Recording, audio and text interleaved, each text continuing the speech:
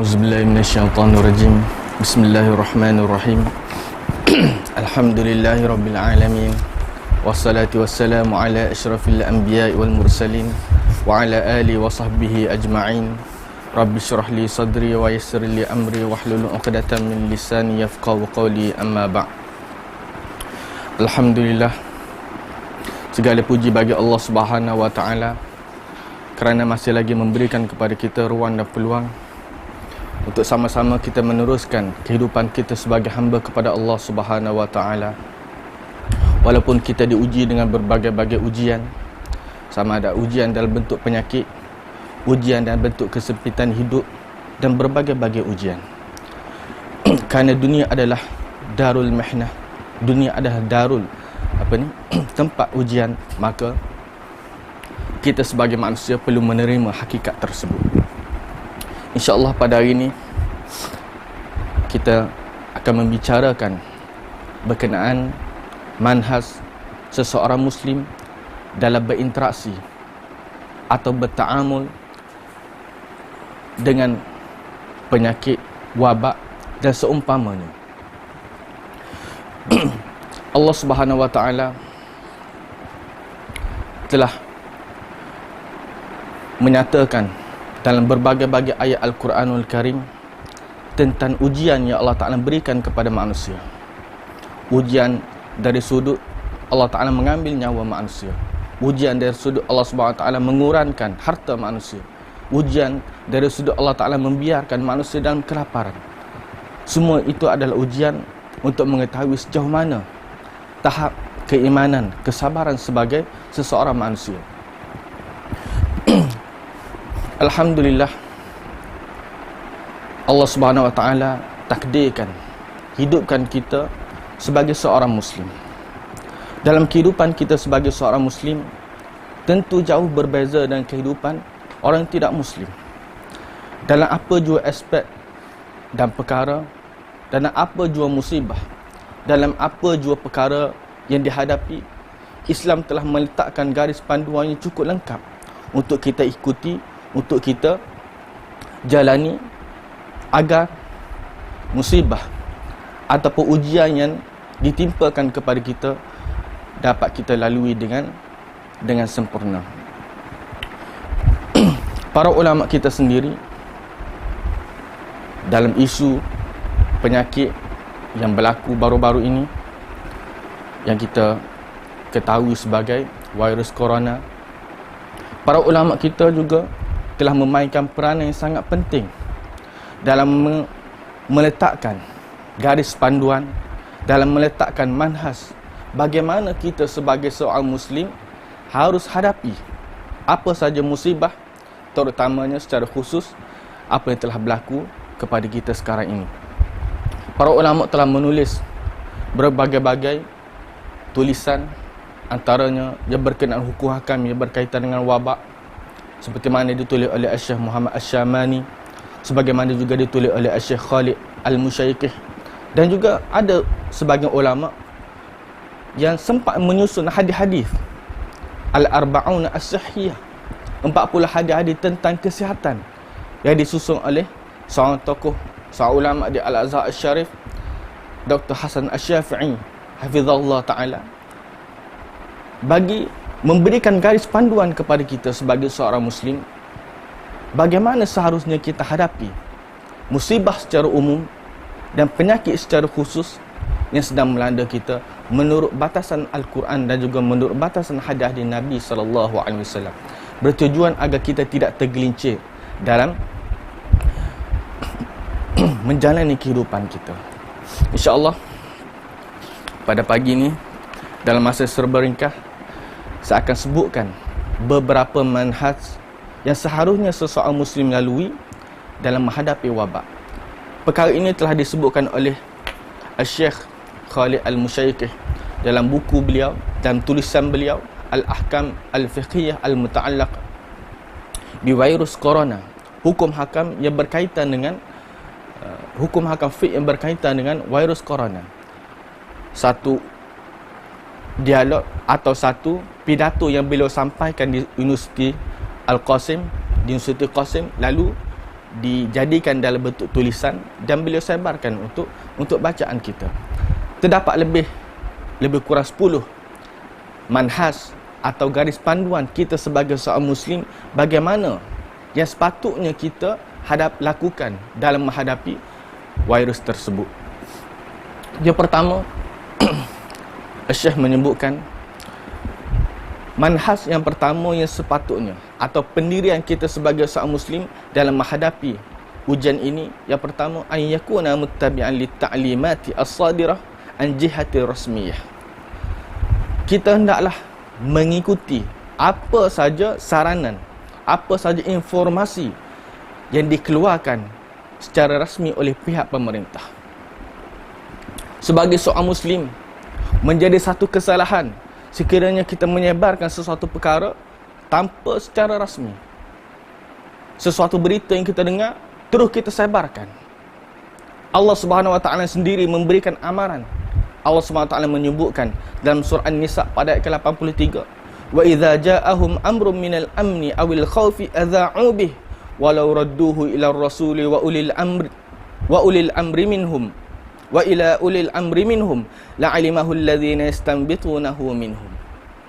Sebahagian manusia apabila sampai saja berita kepada mereka tentang keamanan atau tentang sesuatu yang menakutkan, adha'u bih, mereka terus menyebarkan berita tersebut. Walau radduhu ila rasuli wa ila ulil amri minhum. Allah SWT menyebutkan, kalaulah mereka kembalikan urusan tersebut untuk sebarkan berita tersebut kepada Rasulullah, biar Nabi yang sebarkan berita tersebut. Kalau betul, biar Nabi yang sebarkan. Kalau betul, wa ila ulil amri minhum, pemerintah mereka yang sebarkan berita tersebut.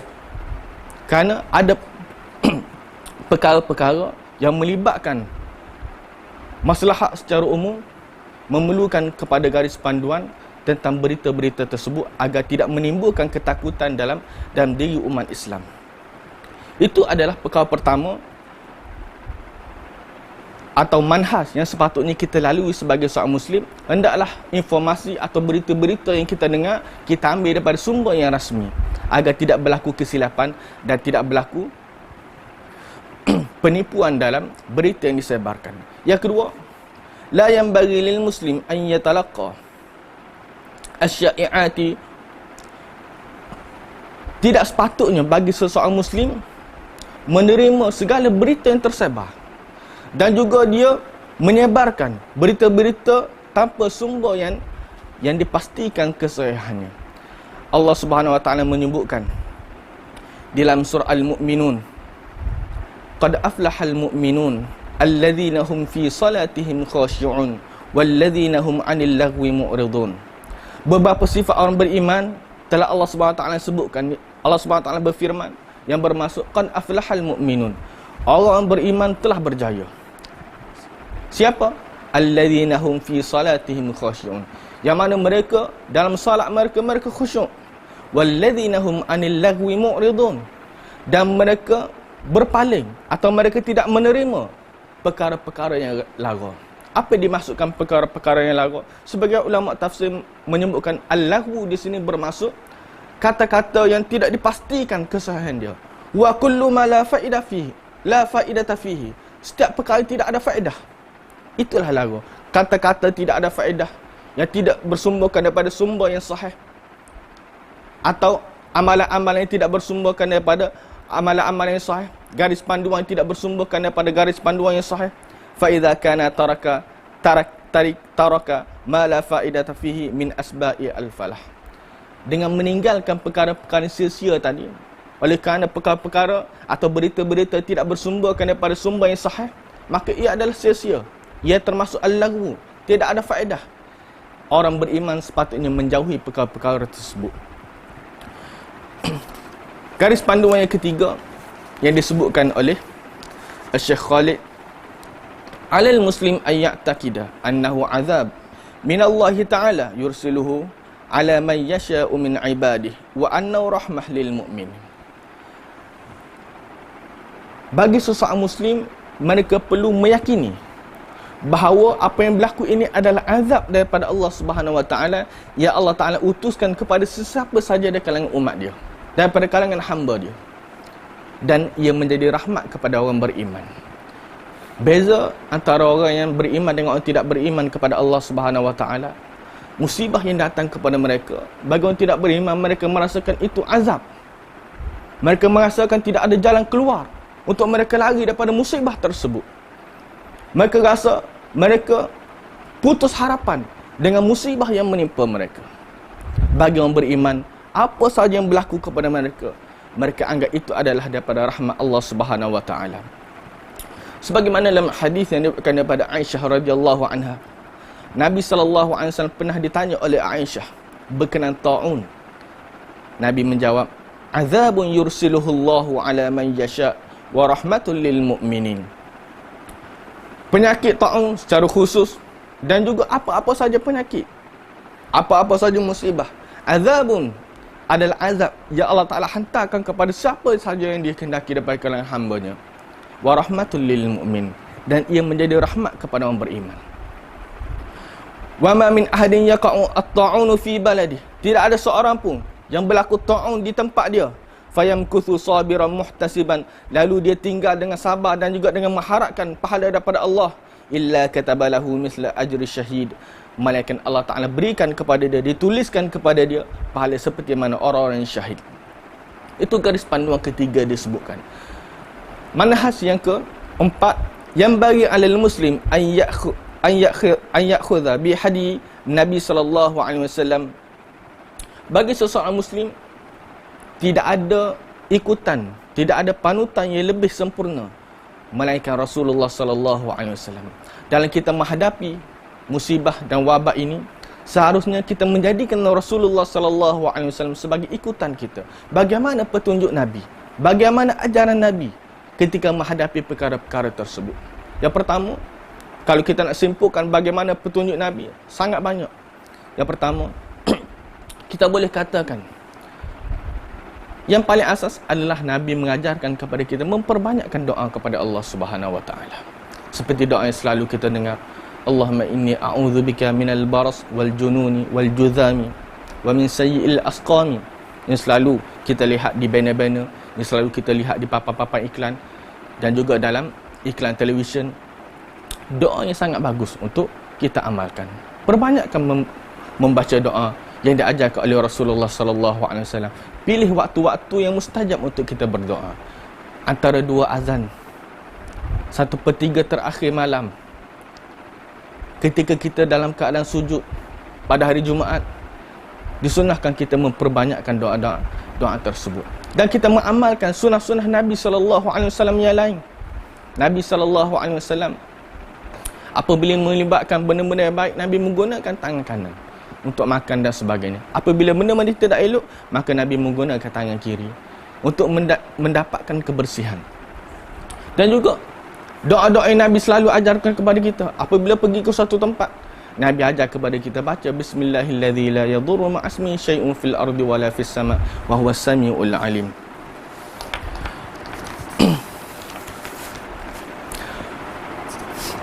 Antara yang diajarkan juga oleh Rasulullah sallallahu alaihi wasallam, apabila kita tahu bahawa musibah yang menimpa kita, ujian yang menimpa kita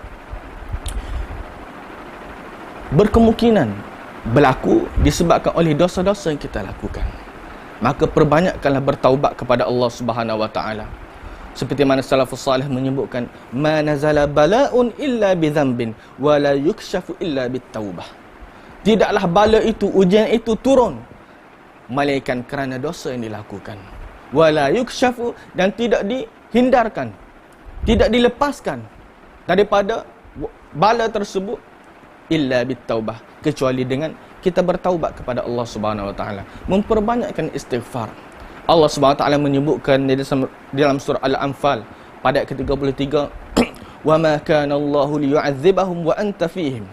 Allah Subhanahu Wa Taala tidak akan mengazab mereka selagi mana kamu wahai Muhammad berada dalam kalangan mereka. Dan juga Allah Taala menyebutkan, wa ma kana Allahu mu'adzibahum wa hum yastaghfirun. Allah Taala tidak akan mengazab mereka selagi mana mereka beristighfar, selagi mana mereka meminta keampunan kepada Allah Subhanahu Wa Taala.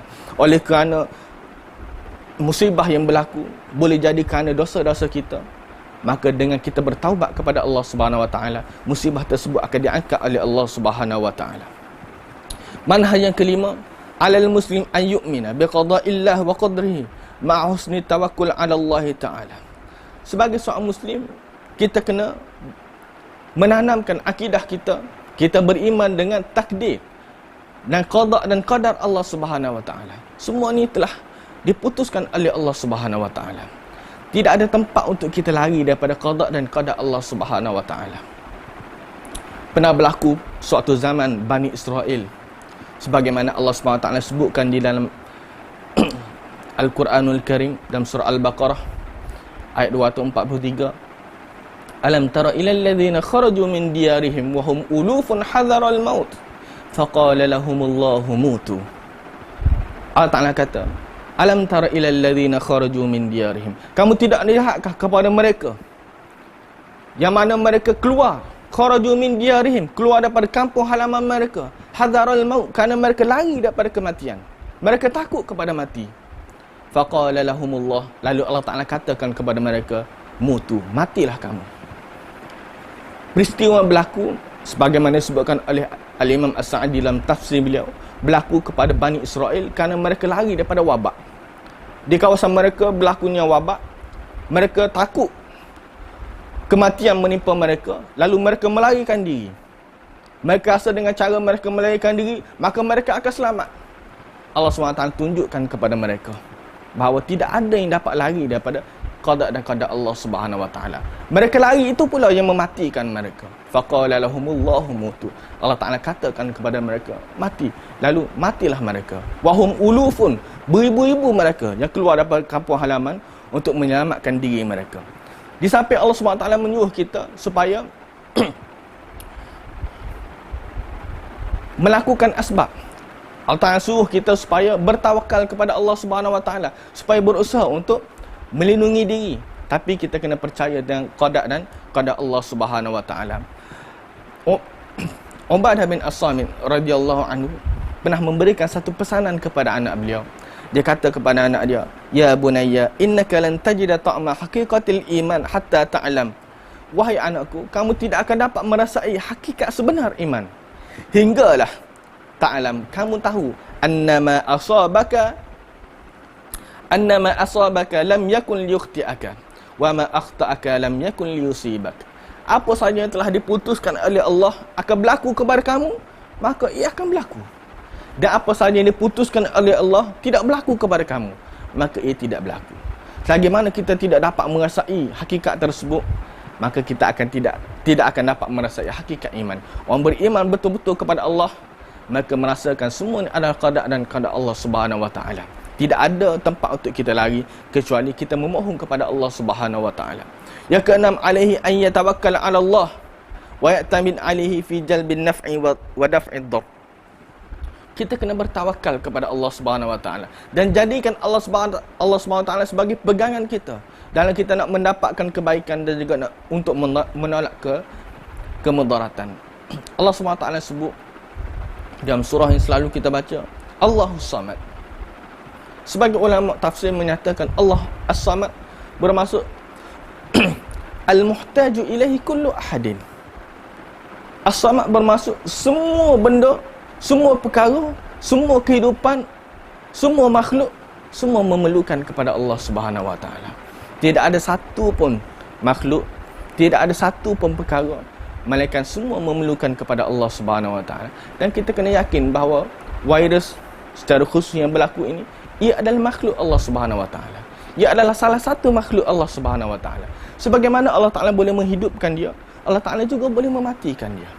Sebagai seorang muslim, kita kena meletakkan kepercayaan tersebut kepada Allah Subhanahu wa taala. Garis panduan yang ketujuh, alal muslim, bagi seseorang muslim perlu memperbanyakkan doa kepada Allah Subhanahu wa taala, wa tadarru ila Allah taala wa yad'u li ikhwani al-muslim. Kita juga kena memperbanyakkan doa kita kepada saudara-saudara kita yang lain. Nabi sebut dalam hadis riwayat Muslim dan lain-lain, antara doa yang mustajab adalah doa seseorang kepada saudara dia bi dhahril ghaib, tanpa diketahui oleh saudara dia.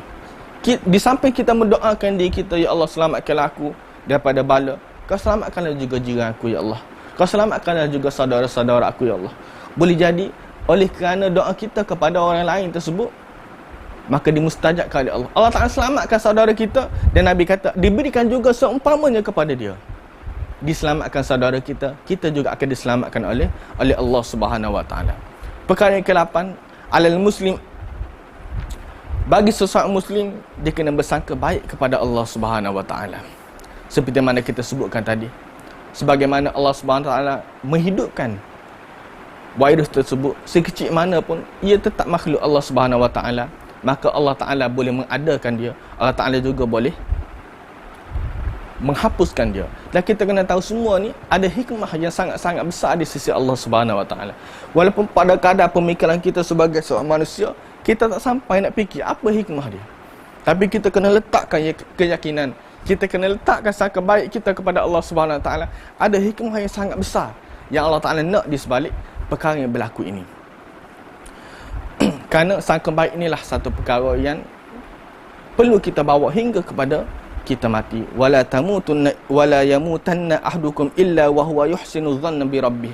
Sebagaimana Nabi sebutkan dalam hadis yang diriwayatkan daripada Jabir bin Abdullah dalam hadis riwayat Muslim, la yamutanna, janganlah seseorang kamu mati illa wa huwa yuhsinu adh-dhanna bi rabbih, kecuali dalam keadaan dia bersangka baik kepada Allah Subhanahu Wa Ta'ala. Perkara yang ke-9, alaina an natafa'al khaira. Hendaklah kita sentiasa optimis. Di samping kita bersangka baik kepada Allah, kita hendaklah sentiasa optimis. Positif, dengan menganggap bahawa perkara ini akan pergi, musibah ni akan hilang, dan yang akan mari kepada kita adalah pahala daripada Allah Subhanahu Wa Ta'ala. Kita kena letakkan keyakinan bahawa musibah akan hilang, tapi pahala kesabaran akan tetap berada pada kita. Musibah akan dilenyapkan oleh Allah Subhanahu Wa Ta'ala, tapi pahala tetap diberikan oleh Allah Subhanahu Wa Ta'ala. Kita kena sentiasa sebutkan benda ni akan hilang. Di samping kita optimis dalam diri kita, kita juga kena optimis, kita kena bersangka baik, kita kena positif dari sudut percakapan kita. Tak boleh kita meletakkan atau kita mengucapkan sesuatu perkataan, kita kata tak ada ubat dah untuk benda ni, atau kita kata benda ni tak akan berakhir, kerana ia bercanggah dengan ajaran dalam Islam. Yang ke-10 dan juga yang terakhir, la yajuzu tarwi'il al-mu'minin. Tak boleh kita dalam menghadapi musibah ini, dalam manhaj kita sebagai seorang muslim, tak boleh kita menimbulkan ketakutan kepada orang mukmin yang lain, atau kita menimbulkan kerusingan kepada orang mukmin yang lain, dan kita bawakan cerita-cerita yang tak betul tu satu hal. Kita timbulkan, kita reka cerita-cerita yang boleh menakutkan orang beriman. Virus ni tak akan berhenti, virus ni akan bertambah sikit-sikit tanpa ada fakta yang sahih. Kerana sifat orang beriman, dia tidak menyakiti orang beriman yang lain. Allah SWT menyebutkan, walladzina yu'dzuna al-mu'minina wal mu'minat bighairi maktasabu faqad ihtamala buhtanan wa ithman mubina. Surah Al-Ahzab pada ayat ke-58. Dan orang beriman, walladzina yu'dzuna al-mu'minina wal mu'minat, orang yang menyakiti orang beriman lelaki dan orang beriman perempuan, sama ada menyakiti dengan cara tangan dia, atau menyakiti dengan cara percakapan dia, atau menyakiti dengan cara tulisan dia, menyebabkan orang beriman rasa takut, menyebabkan orang beriman rasa tak selamat. Bighairi maktasabu, tanpa kesalahan yang mereka lakukan, faqad ihtamala buhtanan wa ithman mubina, maka dia telah memikul kebohongan dan dosa yang sangat jelas dan dosa sangat nyata. Menimbulkan ketakutan, menimbulkan kerusingan, menimbulkan perasaan bimbang dan rusing kepada orang beriman, kepada orang Islam, bercanggah dengan maqasid Islam. Maqasid Islam inginkan kita ni hidup dalam keadaan penuh dengan khabar gembira, penuh dengan khabar yang baik. Jadi kita menimbulkan ketakutan atau tarwih kepada orang beriman yang lain, kepada orang muslim yang lain, adalah termasuk dalam sesuatu yang bercanggah dengan maqasid Islam, dan juga dianggap sebagai satu dosa. Itu adalah sebahagian daripada manhaj kita sebagai seorang Muslim, bagaimana seharusnya kita lalui dalam kehidupan kita secara khusus untuk isu ini, dan juga secara umum, dan apa-apa saja isu yang sepatutnya yang kita gunakan dan kita lalui untuk kita mendapatkan hasil yang baik daripada musibah yang Allah SWT uji kepada kita. Semoga Allah Ta'ala mengangkat musibah ini, dan semoga Allah Ta'ala mengekalkan pahala kesabaran kita dalam menghadapi musibah ini. Semoga Allah Ta'ala memberikan ganjaran kepada kita kepada orang-orang yang Allah SWT matikan kerana musibah ini. Semoga Allah Ta'ala masukkan mereka dari kalangan orang yang syahid, dan semoga Allah Ta'ala memberikan ketetapan, semoga Allah Ta'ala memberikan istiqamah kita dalam untuk bersabar kepada menghadapi ujian tersebut. Saya akhiri kuliah yang ringkas ini, tazkirah yang ringkas ini dengan wabillahi taufiq wal hidayah. Wassalamualaikum warahmatullahi wabarakatuh.